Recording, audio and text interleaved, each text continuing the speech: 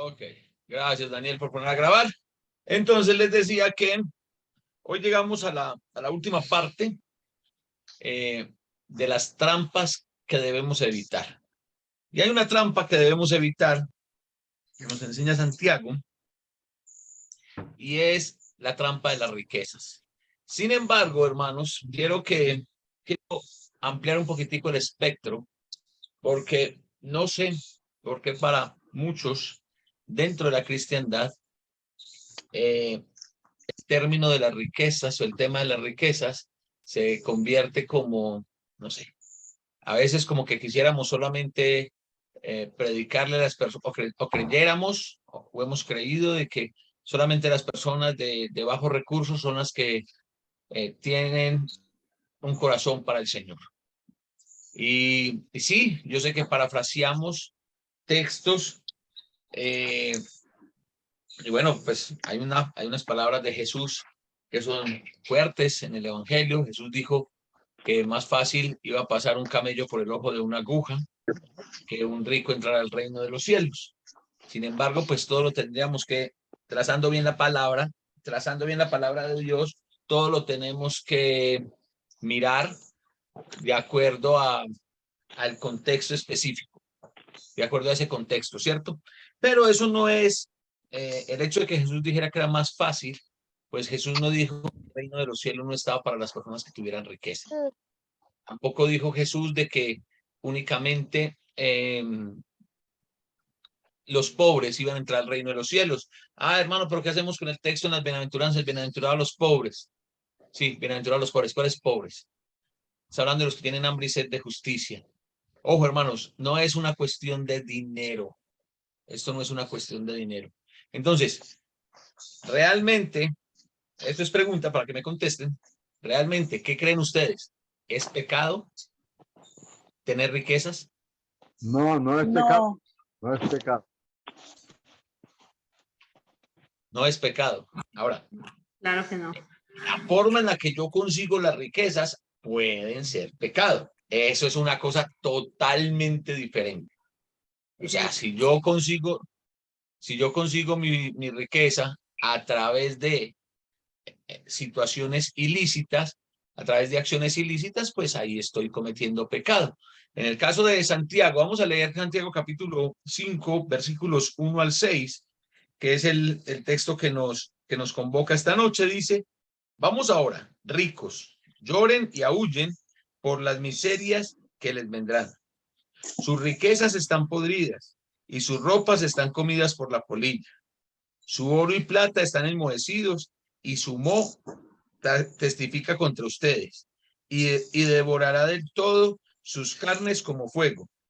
Han acumulado tesoros para los días postreros. He aquí, clama el jornal de los obreros que han cosechado sus tierras, el cual por engaño no les ha sido pagado por ustedes. Y los clamores de los que han cegado han entrado en los oídos del Señor de los ejércitos. Ustedes han vivido en deleite sobre la tierra y han sido disolutos. Han engordado sus corazones como para el día de la matanza. Han condenado y dado a muerte al justo y él no les hace resistencia. Entonces, a ver, acá el Señor sí nos está hablando de, yo les dije ahorita, a ver, hermanos, no es pecado tener riquezas, es cómo consigo las riquezas, el primer punto. ¿Cómo consigo las riquezas? Lo que sí se puede convertir en pecado. ¿Sí? Ah, hermano, es que no, yo por conseguir riqueza, entonces me vuelvo traficante de droga. Es un buen negocio, dicen que es un negocio rentable, me han contado. No sé nada de eso, pero me han contado. Pues sí, seguramente sí, porque pues, entre las personas más ricas del mundo se encuentran los señores de los carteles de la droga, ¿verdad? Sí. Hacer riqueza de esa forma, hermanos, es pecado. Vuelvo y le digo, no es pecado tener la riqueza. El pecado es cómo se concibe la riqueza. En el texto que estábamos mirando, pues se nos está diciendo que había una práctica en estos ricos. ¿Y cuál era esa práctica pecaminosa de esos ricos? Que lo acabamos de leer ahí. Robándole a los empleados. oprimiendo al pobre. robándoles a los empleados. Entonces, Nosotros con ellos. la forma en la que yo puedo conseguir riqueza es lo que se puede convertir en pecado. Pero hermanos, ¿saben qué? Yo sé que entre nosotros no está la idea de conseguir riqueza de una forma ilícita. Sin embargo, acá hay un gran llamado de atención. Y ese gran llamado de atención está para ¿dónde deposito mi fe? ¿Dónde deposito mi fe? Cuando tu fe está depositada en lo que tienes en tu cartera, en lo que tienes en tu billetera, en lo que tienes en tu bolsa, ahí estoy en graves problemas. Ahí solito me estoy metiendo en graves aprietos. ¿Por qué razón? Porque, mis hermanos, ¿dónde debe estar puesta nuestra confianza? En Dios. Dios. En Dios. Amén. En Dios. Nuestra confianza debe estar puesta en Dios. ¿Todos están de acuerdo con Marina? Levanten la mano, déjenme saber cuántos están de acuerdo con Marina. Amén. Amén. Amén, amén. Amén, amén. Amén, amén. Okay. Nuestra confianza tiene que estar puesta en Dios, así es. Pero, ¿en cuál Dios? Ya que Marina contestó, preguntémosle a Marina. Marina, ¿dónde estás? Marina. Sí, en Dios, en el verdadero Háblame. Dios, en el del cielo. Sí, seguro. En el Señor de los cielos. Sí, en Dios. En Dios Todopoderoso. Ponemos nuestra, En el único. ponemos nuestra confianza en el Señor de los cielos. En Dios Todopoderoso. Ok. Ojo, hermanos. Miren. Aquí hay algo muy importante. ¿Y saben qué es eso tan importante?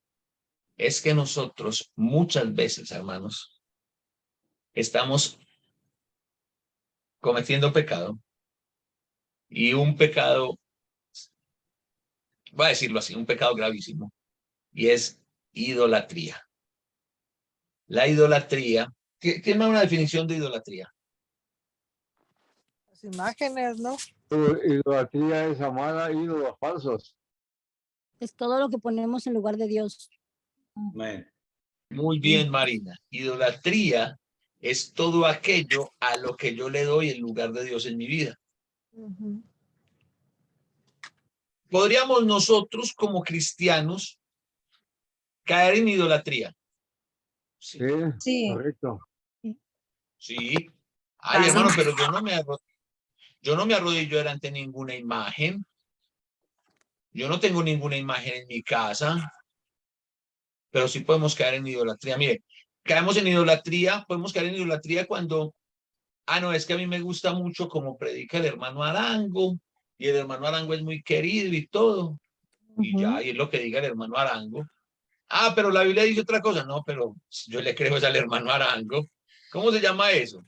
Idolatría. Y hermano, y alcanzan a decir pues en otras congregaciones que se vuelve idolatría cuando dicen doy fe de ese pastor y meto las manos al fuego por ese pastor. O sea, Lo que pasa es que, Judy, lo que pasa es que, a ver, todo depende. Una cosa es, yo tengo hermanos por los que digo, yo meto las manos al fuego por ellos porque los conozco, pero yo no los estoy idolatrando, ¿cierto? Yo los respaldo porque los conozco. que son, mejor dicho, los ponen como de... Por eso, entonces lo que te quiero decir, Judy, con eso es que hay que tener mucho cuidado. O sea, no lo podemos llevar a que todo. Que tampoco está entonces en que estemos, imagínense donde entonces reine la desconfianza entre nosotros. Pues tampoco funciona, ¿o sí? No, no funciona. No, no. Entonces, todo en el justo balance, ¿cierto? Sin embargo, entonces, pero yo sé que si hay personas que llegan a idolatrar a los pastores, ¿cierto? Idolatramos nuestro trabajo. ¿Es necesario trabajar? Sí. Sí.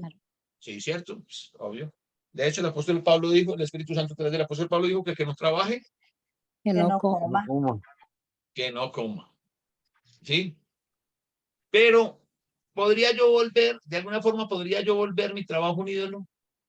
Sí. Sí. Sí. Cuando mi trabajo me consume más del tiempo que necesito para trabajar y me consume el tiempo que le debería dedicar a Dios, eso es una señal de alerta. ¿Sí?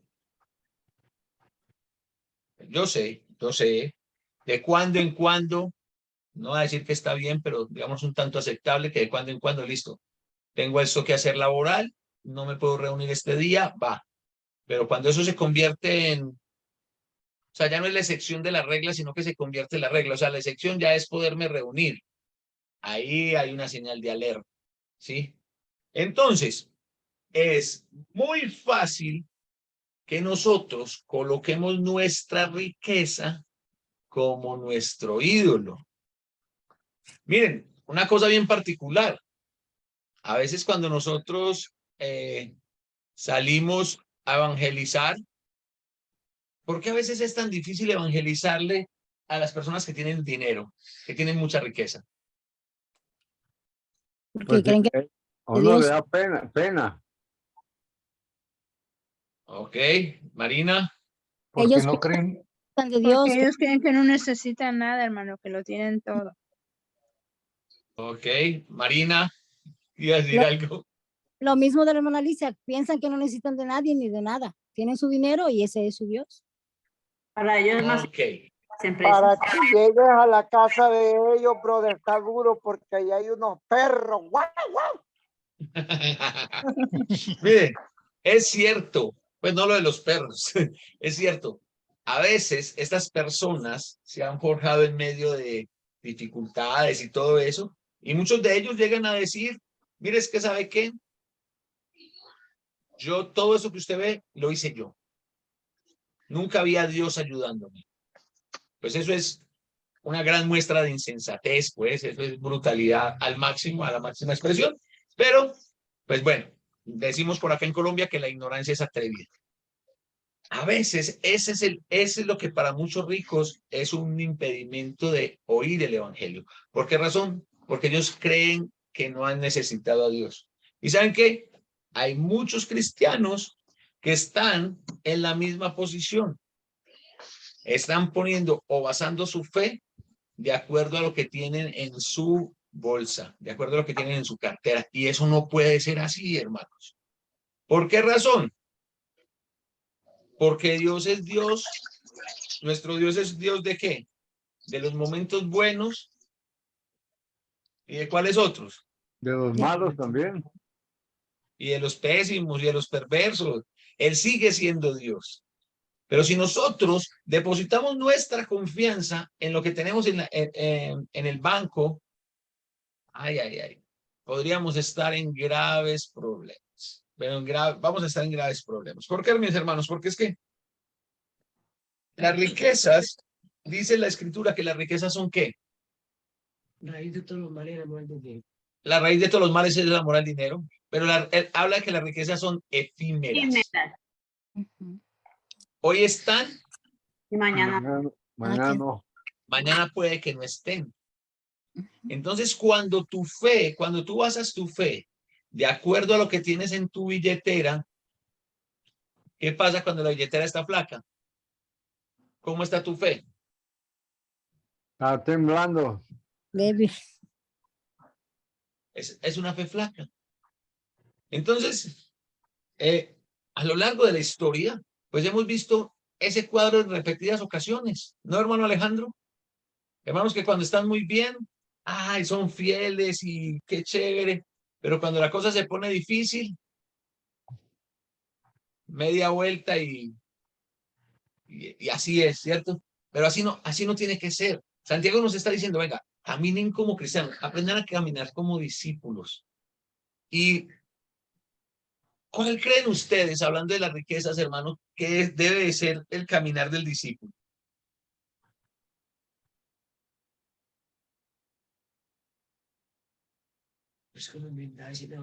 En todo tiempo debe ser fiel, o sea, tenga o no tenga, uno debe estar siempre firme en lo que creyó, que es desde que se bautizó, o sea, una fe que es como que no lo mueve a uno, o sea, pase de lo que le pase, pierda lo que pierda, que es en la calle, como sea, o sea, uno tiene que seguir siendo fiel. Ok. Vamos a abrir nuestras Biblias en Proverbios.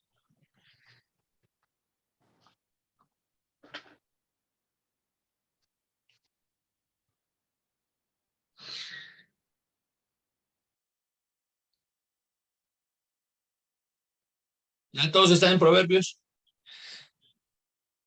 Sí. Proverbios capítulo 30.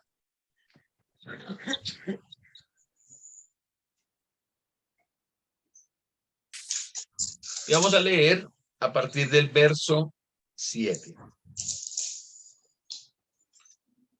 Dice, 2 cosas te he demandado, no me las niegues antes de que muera.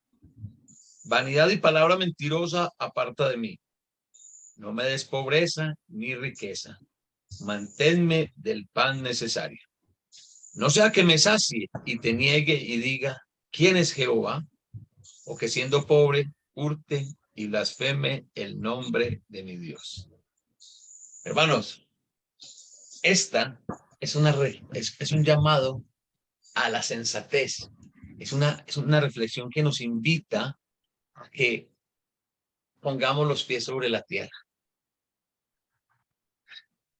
Jesucristo en ningún momento dijo que era malo tener riqueza. De hecho, pues, él mismo tuvo personas que tenían riqueza a su alrededor. La historia dice que el caso de Lázaro, el de Betania, ¿no? Ellos tenían su dinerito, ¿no? Bueno, fue a casa de Zaqueo y fue amigo de Zaqueo también. De hecho, desde la profecía de Isaías se decía que en su sepultura iba a estar con los poderosos y con los ricos. ¿Y a quién le pertenecía la tumba en la que enterraron a Jesús? José de Arimatea ¿Y quién era José de Arimatea? era un hombre rico, un discípulo de Jesús. Era un discípulo de Jesús, pero un fariseo del Sanedrín. O sea, el tipo manejaba su dinerito, ¿cierto? Pues por allá vimos una mujer que llegó y le lavó los pies a Jesús con un perfume de 300 denarios, o sea, con un perfume que costaba un año de salario, el salario de prácticamente un año. ¿Sí? Entonces podemos ver, y Jesús habla, y el Espíritu Santo habla y dice que los ricos sean ricos también en buenas obras. ¿Sí? Pero aquí el punto está en aprender a mantenernos agradecidos con lo que tenemos. Me encantan las palabras de Agur, el que escribió Proverbios 30. No me dé riqueza. Porque de pronto si tengo riqueza, me envanezco y digo, ¿quién es Jehová? ¿Quién es Dios? Pero tampoco me vayas a dar pobreza. Si no robaré. De pronto me veré en la obligación de robar y así voy a blasfemar tu nombre. Entonces manténme con el pan necesario, manténme con lo necesario. Miren, hermanos, no es pecado tener riquezas. Lo que es pecado es fundar tu fe en las riquezas. De todo se necesita. En la iglesia del Señor de todo se necesita. Necesitamos llegar con el evangelio a todos. ¿Alguien tiene una versión diferente a la Reina Valera? En la que Marcos 16:16 diga, haga una explicación y diga a quiénes no se les predica.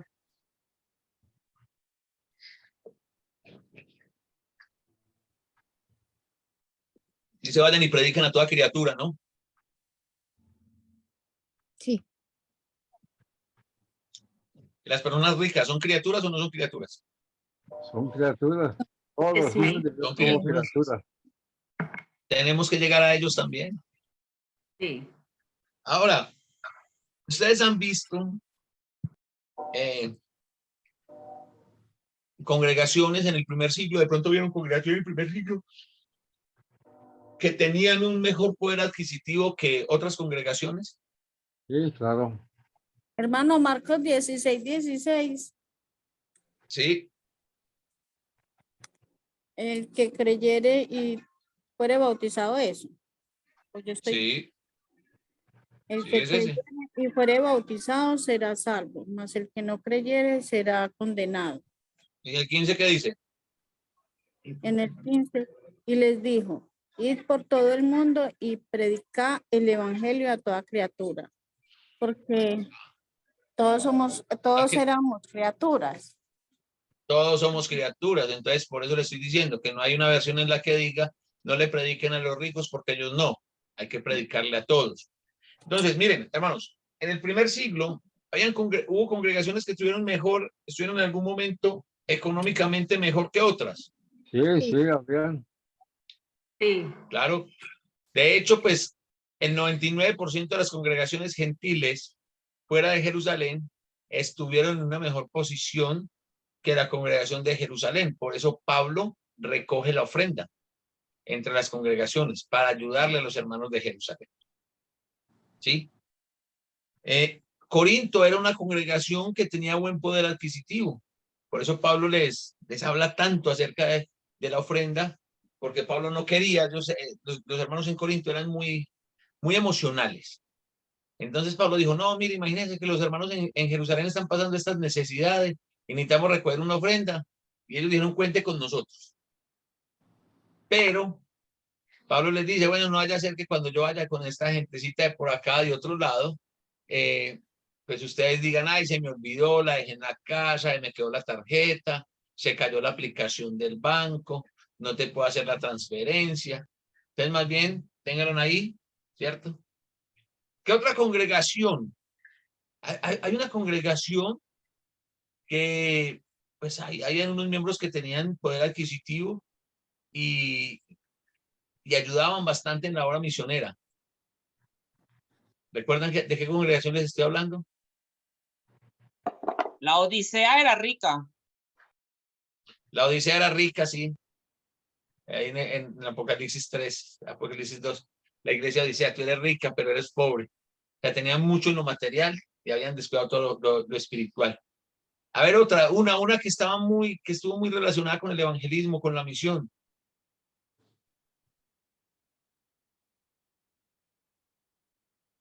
A la que Pablo le agradece, porque siempre estaban como pendientes de ayudarle a Pablo. No los Efesios. No, muy bien, no son los efesios. Es Antioquía. La iglesia de Antioquía, alguna vez. Pero Pablo hace una mención a una congregación en especial, cuando le escribe una de sus apóstoles, una de sus epístolas.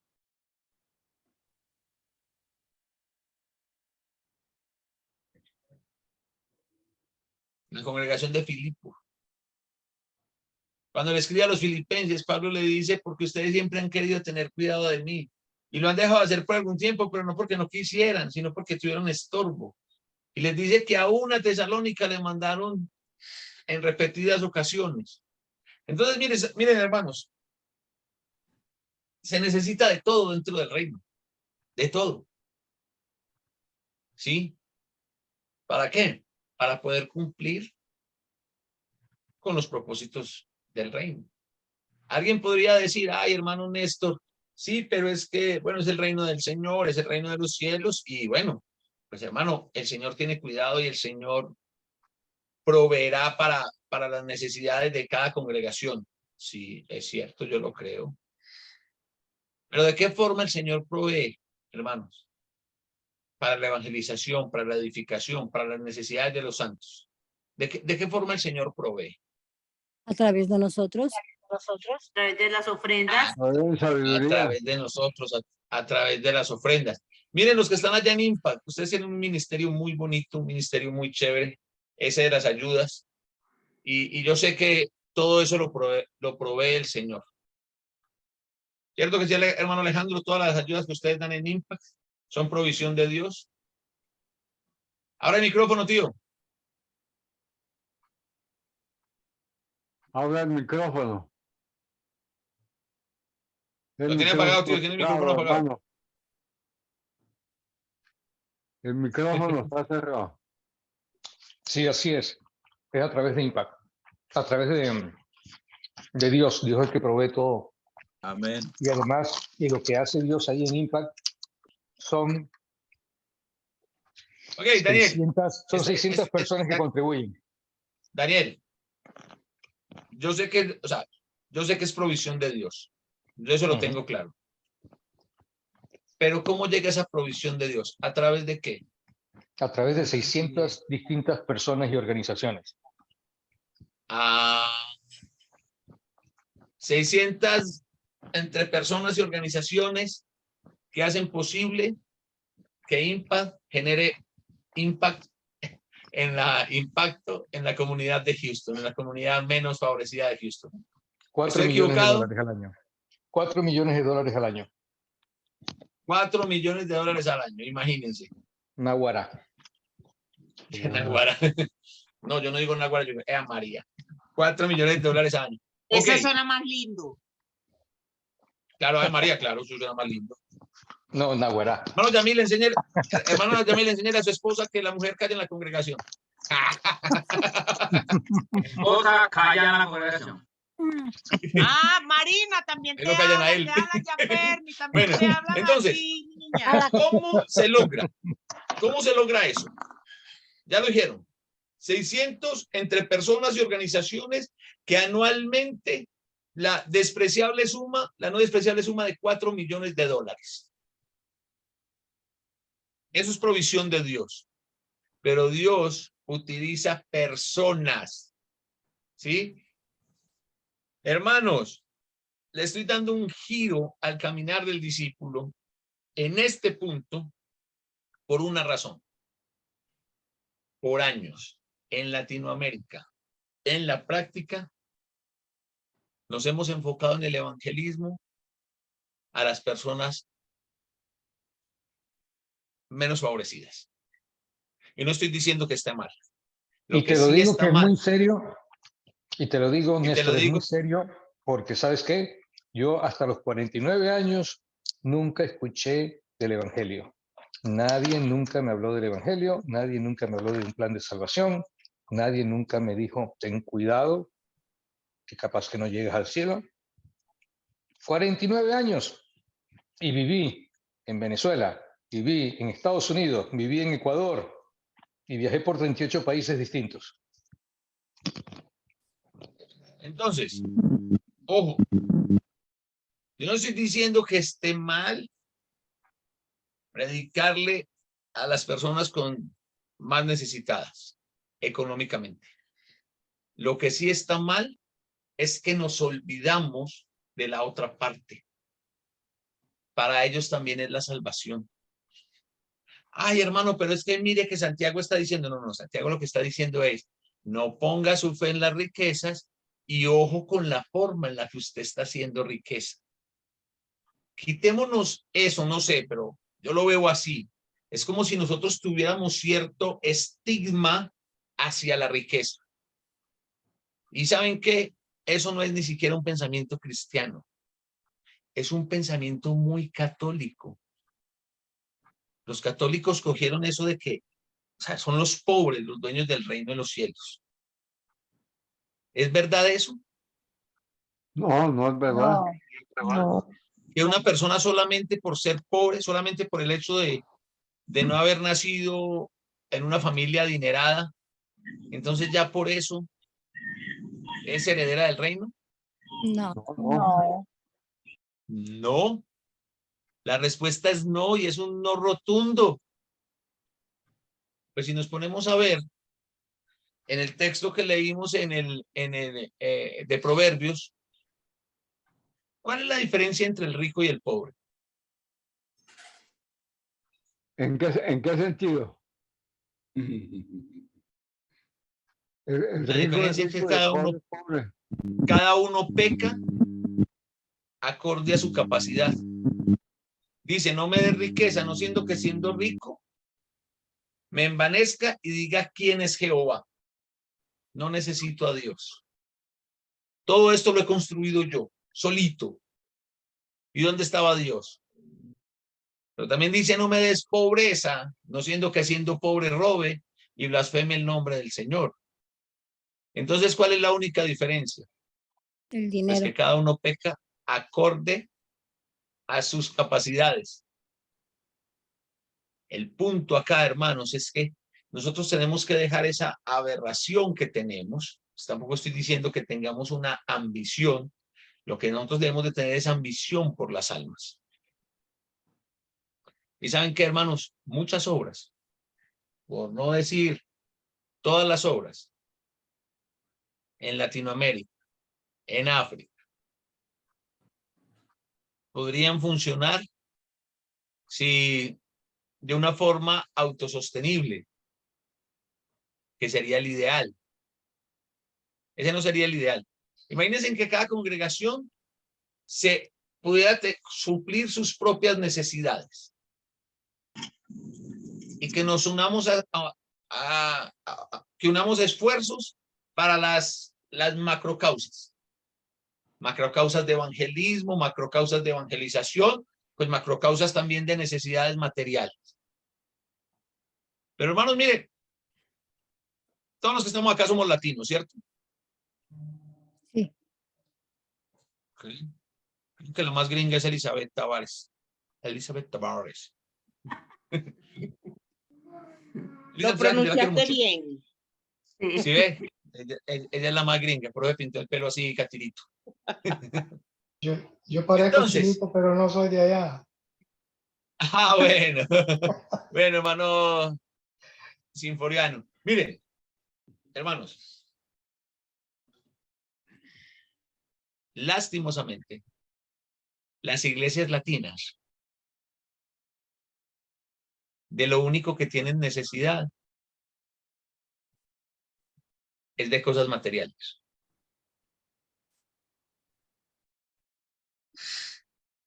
¿Están de acuerdo conmigo? Sí. Y es que sí. Las iglesias latinas, al parecer, de lo único que tienen necesidad son de cosas materiales. Levanten la mano los que están de acuerdo con ese pensamiento. No, no estoy de acuerdo. Bueno, Marina, ¿por qué no estás de acuerdo, Marina? ¿Por qué no? Porque las necesidades espirituales van primero. Hay necesidades materiales, sí, pero las espirituales están por encima. ¿Seguro, Marina? Sí. Que no lo ¿Seguro? reconocemos es diferente. Yo estoy de acuerdo con Marina. Yo también. Ya van a armar sindicato. A ver, ¿cuántos más están de acuerdo con el hermano Sinforiano, con el hermano Daniel, con la hermana Marina? ¿Cuántos más? A ver, que sigue el sindicato acá. Estoy de acuerdo. Yo creo que Ya la hermana Guiomer.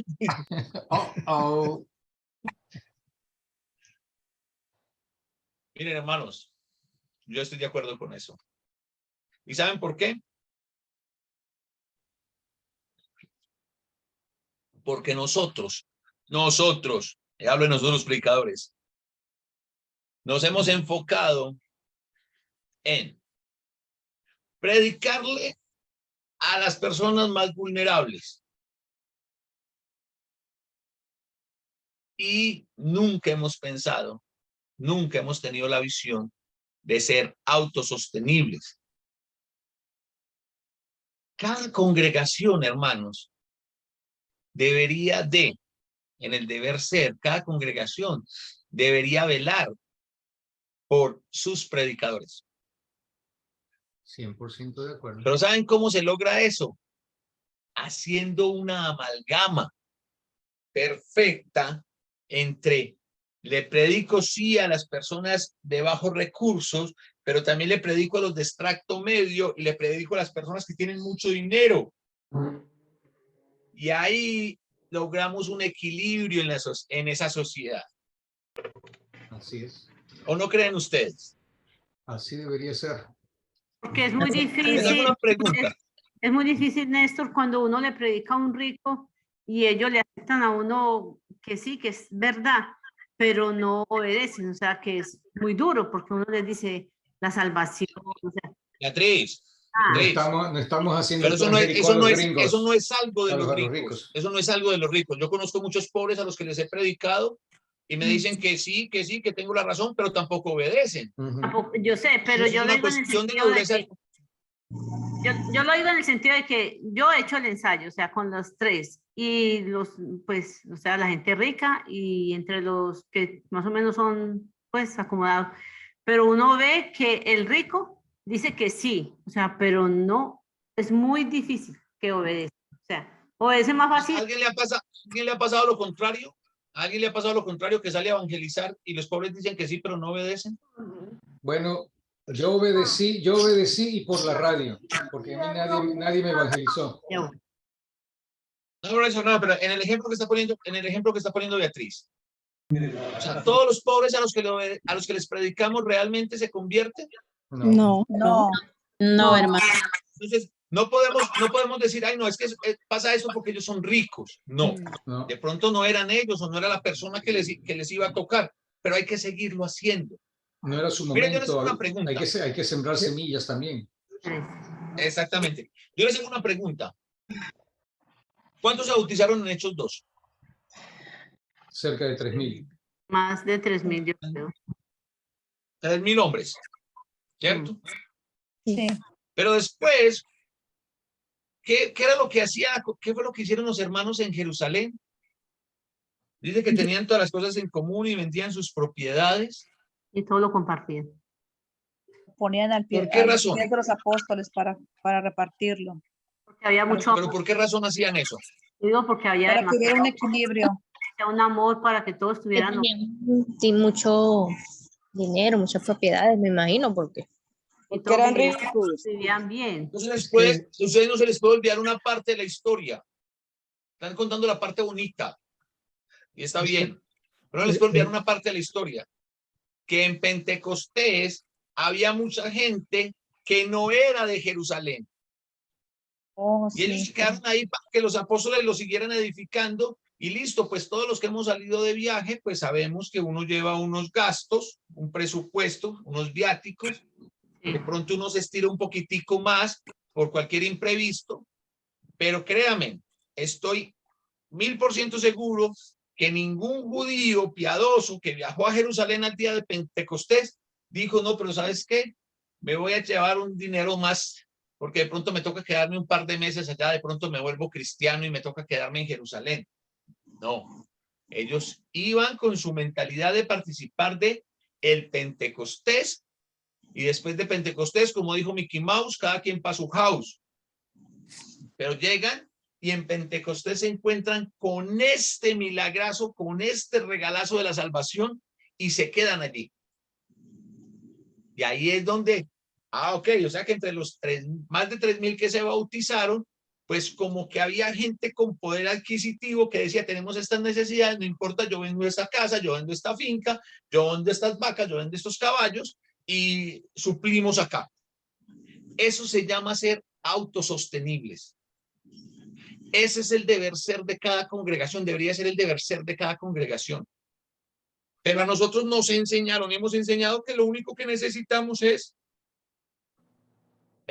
ayudémosle a este hermano aquí para pagar para que pueda venir, transportarse y venir. Ayudémosle al hermano de allí que con la despensa, con el mercado. Pero ¿dónde han quedado las necesidades espirituales? Yo les pregunto a ustedes, Iglesia del Señor, ¿la edificación de la iglesia es una necesidad, sí o no? Sí. Sí, claro. ¿Qué tanto y qué tanto estamos invirtiendo nosotros de la ofrenda en la edificación?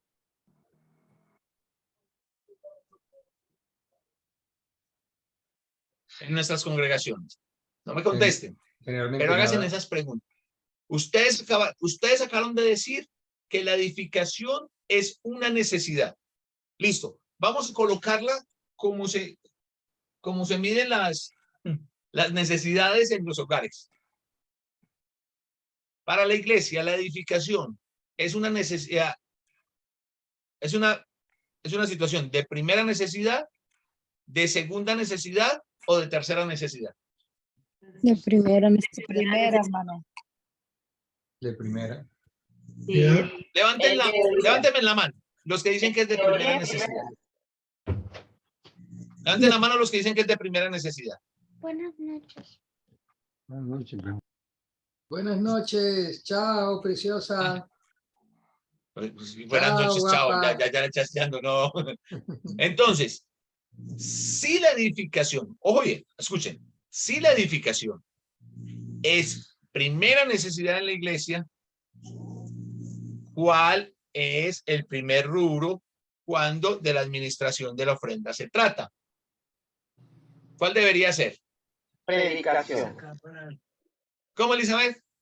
Predicación. La edificación. ¿Cuánto sacamos para la edificación? Aquí es donde yo quiero, ¿sí? Porque es muy fácil. Y miren, hermanos, ¿saben cuál es el asunto con nosotros? Que si bien, nos vuelvo y le digo, nosotros tenemos ese raye mental como que no puedo ser rico porque si me vuelvo rico no voy al cielo. Los ricos nada que ver. Miren, hermanos,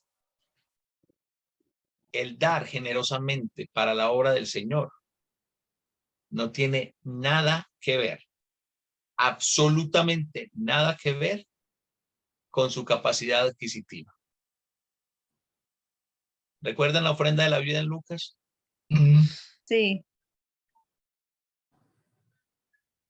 Dicen que los ricos echaban grandes cantidades en el arca de las ofrendas. ¿Y la viuda qué echó? Todo lo que tenía. Blancas. Todo lo que Dos blancas. Blancas. Dos blancas. Dos blancas, dos moneditas. No había más. Y Jesús dijo que fue la que más echó, porque echó todo lo que tenía. Porque estaba haciendo un sacrificio. Los ricos echaban de lo que les sobraba. Sí. ¿Pero saben por qué? ¿Saben cuál es el ejemplo de la viuda en la ofrenda? Lo que Dios siempre ha querido de cada uno de nosotros. Dependencia de Él. Santiago está diciendo, no se fijen, no basen su fe, no dependan de las riquezas, porque las riquezas son efímeras. Hoy se tienen, mañana no. Mañana no se sabe. Ay, hermano, que eso es muy exagerado. Ay, hermano, me parece muy exagerado. Yo lo invito a que abra Google. Daniel, usted no, Daniela John, usted no. Prenda su cámara, Daniel, no lo quiero ver en Google a usted en este momentico. Pero yo lo invito a que en un rato abra Google y coloque cuántas empresas quebraron durante la pandemia del COVID-19. Y ahí usted va a empezar a ver. Y usted no tiene que consultar en Google. Yo sé que todos nosotros conocemos historias de personas que con mucho esfuerzo habían tratado de levantar su negocio, su empresa, y que la pandemia literalmente los dejó en la calle. ¿Han escuchado cosas como esas? Sí. Mucha gente. Entonces, no es depender de la riqueza. La riqueza hoy se tiene, mañana tal vez no. Es depender de Dios. De Dios. Pero Amén. cuando hablamos de depender de Dios, hermanos, es depender de Dios en verdad. Y cuando hablamos de la generosidad con la que debemos de dar, es dar con generosidad. Si yo les hiciera la pregunta, ¿cuántos quieren ser amados por Dios? Y les digo que levanten la mano, todos me van a levantar la mano. Me hacen la ola con el estadio. Yo quiero ser amado por Dios. Bueno, el tema es que ya somos amados por Dios. Amén. Sí, pero recuerde que Dios ama al que da con alegría. Amén. Amén. Entonces, ¿qué tanto te estás haciendo amar de Dios? Miren, ustedes conocen a Leonardo, ¿cierto que sí? ¿Ustedes conocen al hermano Leonardo Torres? Sí. Sí, la gran mayoría de nosotros lo conocemos. Casi todos aquí.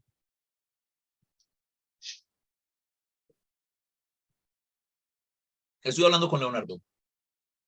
Y hablábamos de la forma de trabajar de los grupos, de las sectas, de las denominaciones. Y él me decía, Chinito, usted sabe dónde es Villaluz, allá en Bucaramanga, en el área metropolitana de Bucaramanga. Y Villaluz es un barrio de gente trabajadora, ¿sí?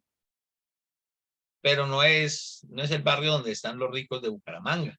No es Ruitoque, no es Ruitoque. No es Retoque ni la Mesa de los Santos.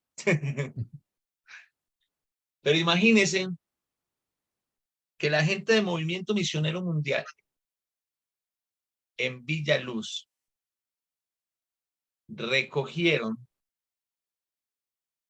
la no despreciable suma de algo más de 4.000 millones de pesos. $1 millón. $1 millón, más o menos. Bueno, en su momento era un poco más de $1 millón para el día de la conversación con Leonardo. El peso estaba más bajo, el peso estaba más pequeño, más. El dólar no estaba tan caro. Pero estamos hablando de $1 millón. Eso es mucha plata. ¿Sí o no? Sí. Sí. Sí, señor. Si yo comparo, hermano, la cantidad de personas que pertenecen a Movimiento Misionero Mundial versus la cantidad de personas que pertenecen a la Iglesia de Cristo en ese mismo barrio, voy a hablar del año 2001, tampoco es el año en el que hicieron la recolecta, pero voy a hablar del año 2001, en el año en el que yo vivía allá. Les digo algo. Los doblábamos. Y muy probablemente todavía lo seguimos doblando en número. Pero de una cosa estoy seguro. Que los hermanos de Bucaramanga completa se van a demorar mucho más de 3 meses para recoger $1 millón.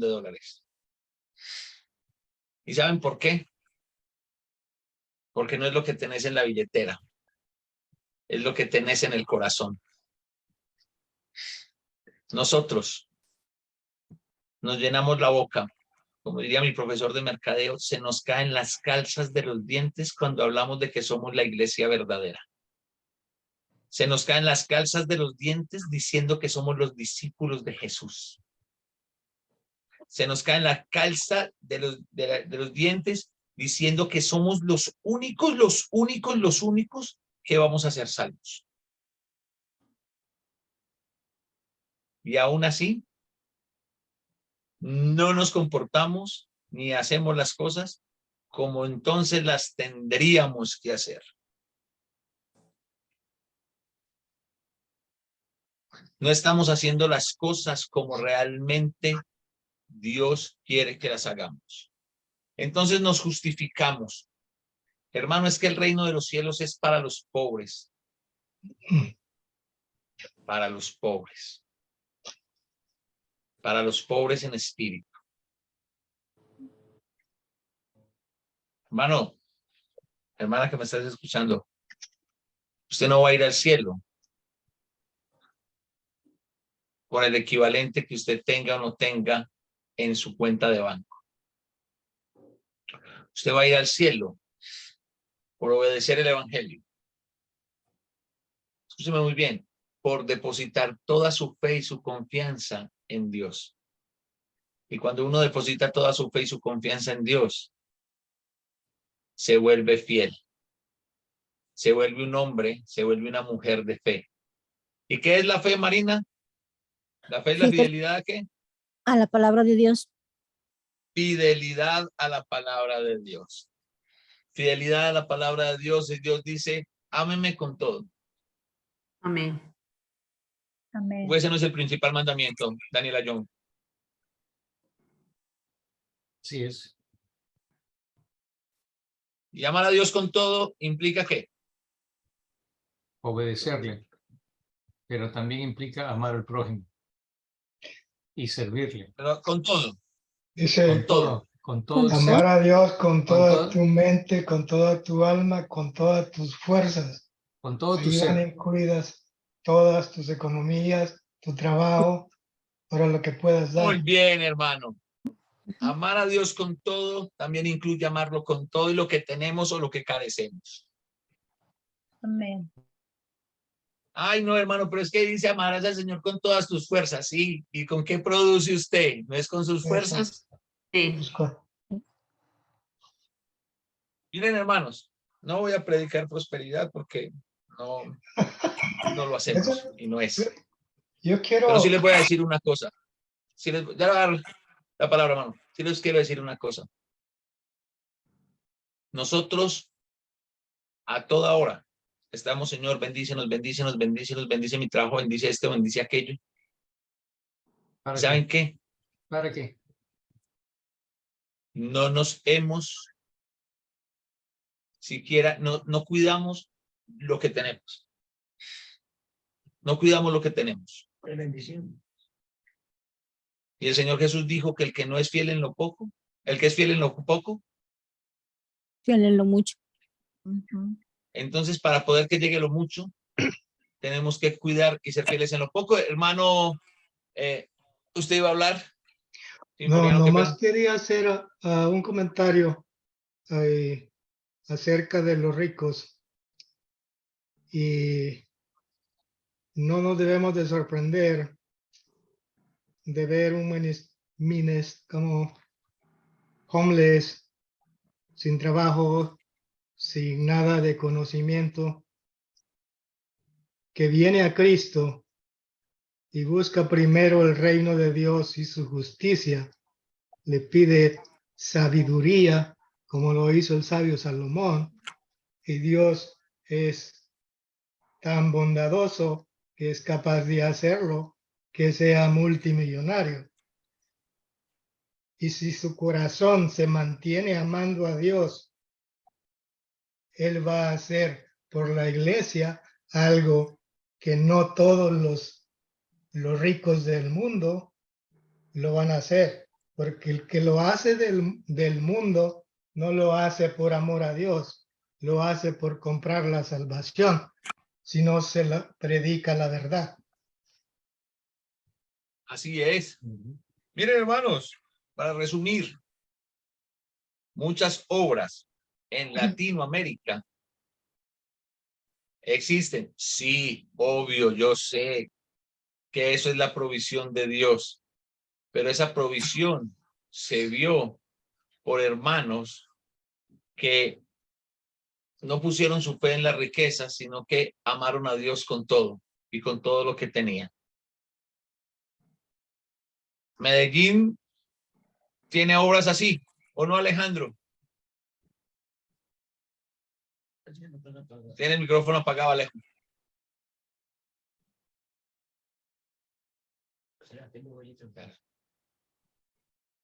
¿Ya no prendió, tío? Hable. Sí. Hay obras así. Así son. Empezar. A lo largo y ancho de Latinoamérica, de Hispanoamérica, de México a Chile hay obras así. Lamentablemente sí, hermano. Miren, hermanos, cuando yo estuve en la escuela en Ecuador, allá se hicieron varias campañas médicas. ¿Y saben algo? Eso era tan bonito. Y esas campañas médicas no las patrocinaba el gobierno ecuatoriano. No las patrocinaba la iglesia de Quito Norte. Eran hermanos en la fe que trabajaban muy duro, médicos en diferentes especialidades que trabajaban muy duro allá en los Estados Unidos y se juntaban para ir 2 semanas a Ecuador por sus propios recursos, poniendo su transporte, poniendo su alojamiento, poniendo su comida, poniendo su profesionalismo, llevando los medicamentos para llegar a personas que no los podían tener.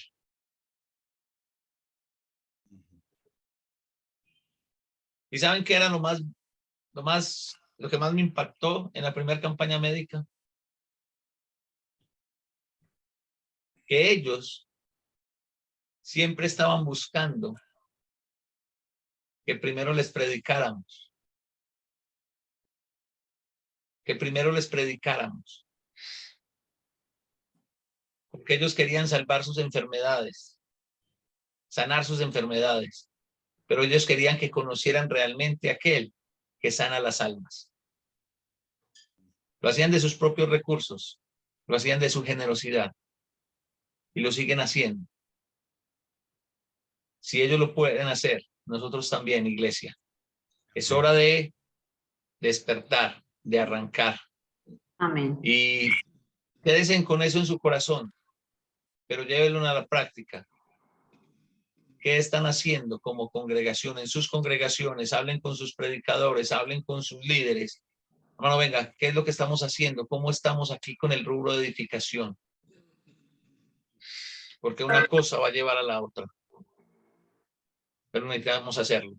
Por su atención, muchas gracias. Dios me los bendiga. Los espero el jueves. Amén. A Igualmente. esta misma hora. Los espero el jueves a esta misma hora.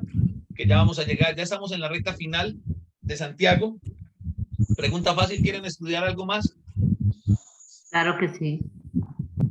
¿Pero qué? O sea, ¿qué quieren estudiar? Yo sé que siempre quieren estudiar algo más, pero ¿qué quieren estudiar? Es la pregunta. Puede ser Apocalipsis. Apocalipsis, hermano. a decir yo, hermano. Pedro. Ay, Apocalipsis, vamos a hacer una cosa, pues, se llama Apocalipsis, pero ponemos tareas y las hacen. Claro. Sí, claro. Ponga la tarea, ponga la tarea. Ah, Sí, ponga tareas. ahí están los juiciosos de siempre, Augusto. No, pero mire, para poder estudiar para poder entender Apocalipsis, primero necesitaríamos estudiar Daniel. Listo. ¿Por qué no seguimos con Pedro? Seguimos con Pedro entonces, bueno, ya. Sí, mejor Piénselo. con Pedro. Primero, Vamos con Daniel, vamos con Daniel. Con Daniel, hermano. Ah, pero es que Pedro ya lo estudiamos, hermano Augusto. Daniel, Estudiamos las cartas de Pedro en el primer año de pandemia. Daniel, para ¿De acuerdo, seguir hermano? con Apocalipsis. Daniel, para después seguir con Apocalipsis. Bueno, dicen que la voz del pueblo es la voz de Dios en la democracia. ¿Cómo esto es democracia? Todavía no les voy a hacer caso. Nada más, vamos a mirar entonces. Chévere estudiar Daniel. Daniel es un libro muy apasionante. Qué rico estudiar Daniel. Bueno, mis hermanos, muchísimas gracias por la atención. Igual todavía nos faltan un par de clases sobre Santiago. Muchas gracias por conectarse. ¿Quién es Redmi 9A? Yo vi que era una hermana, pero no sé quién era. ¿Cómo se llama usted, hermana? Creo que no se llama Redmi. Gregoria Colina. Ah, la hermana Gregoria Colina de Venezuela. ¿Qué más, hermana? ¿Cómo está? Dios la bendiga. Bien, amén, amén. Bendiciones, hermano. Qué bueno tenerla con nosotros. Bendiciones. Bienvenida, hermano. Sí, a la hermana Gregoria, a la hermana Leti. Bueno, los hermanos de Venezuela. ¿Qué más está de Venezuela aparte de Gregoria y de Leti? No. Ok, a los hermanos que están de Venezuela les agradezco el doble. Sé que para ustedes allá es más tarde. Si para mí son las 10:35, para ustedes son las 11:35, sé el esfuerzo que están haciendo. Muchísimas gracias. Gracias por esos esfuerzos. El Señor también ve eso, el deseo que tenemos de aprender y edificarnos. Qué bendición. Amén. Amén. Amén. Mis hermanos, Saludos, vamos a tener una bendiciones. palabra de oración. Voy a pedirle al hermano Flores. Ay, no está Flores. Se fue. Ah, sí, está José Flores. José Flores, por favor, despídanos en oración. Sí, hermano.